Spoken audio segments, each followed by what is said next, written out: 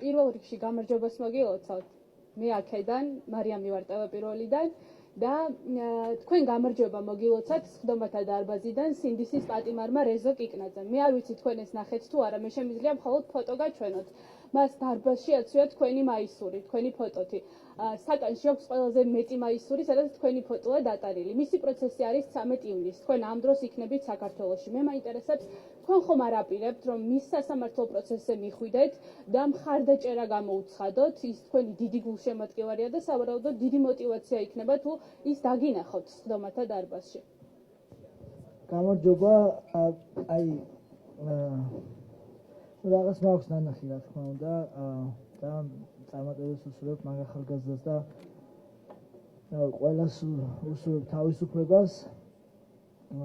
ხო, რაც შეეხება იცით რომ როგორი დაკავებული ვარ და მე სპორტსმენი ვარ პირველ რიგში და ჩემს საქმეს ვაკეთებ და არიან დარწმუნებული ვარ უამრავი კარგი ადვოკატია აგერ თქვენს ახალგაზრდები რა ვიცი რაც გასაკეთებელია გავუკეთებთ მაგ ახალგაზრდას რავი და მე კიდევ ვიზახი ეს ორი ადამიანი ყავს ჩამოყვანილი ამ ხელა მისია მაქვს აღებული რომ ვაჩვენო ჩემი საქართველო და მე ჩემი საქმე გავაკეთო რაც ვიცი რა და რავი ყველას წარმატებას უსურვებ და მე იმას გავაკეთებ რაც ვიცი რა და ამ დანარჩენი მე ყველამ თავის ხო მე პრემპული უნდა გამოაცხოსო და მე ხედავთ ერთი ჩაოლებრივი სპორტსმენი ვარ რა და სხვას ვერაფერს ვერ ვიქნებ. თქვენ ახლა გექნება ჩანსი რომ რეზო კიკნაძეს უთხრათ ჩვენი კამერის მეშვეობით შეგიძლიათ მასთან თუ მისთვის თუ რამე გაქვთ სათქმელი უთხრათ ასევე სხვა სინდისის პატიმრებისთვისაც შეგიძლიათ თუ პროცესზე ვერ გიხვალთ ეს პლატფორმა გამოიყენოთ გაქვთ რამე მათთვის ყველა პატიმარს